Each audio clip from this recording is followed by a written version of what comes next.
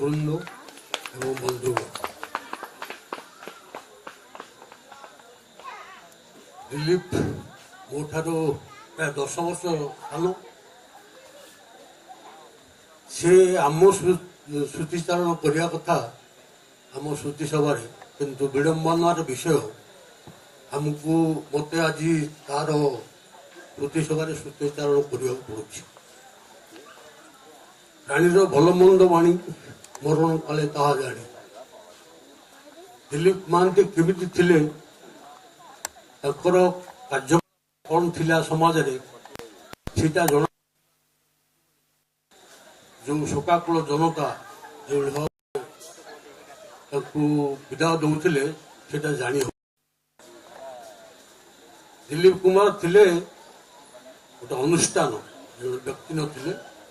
ବିଭିନ୍ନ ଅନୁଷ୍ଠାନ ସହିତ ସେ ଜଡ଼ିତ ଥିଲେ।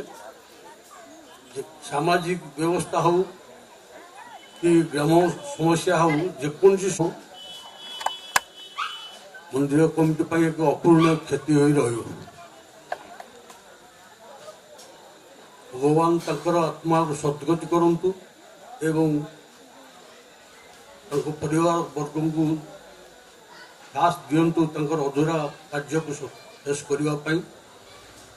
ପ୍ରଭୁଙ୍କ ପାଖରେ ଏତିକି ବିନତି କରି ମୁଁ ମୋର ବକ୍ତବ୍ୟ ଶେଷ କରୁଛି। ଧନ୍ୟବାଦ।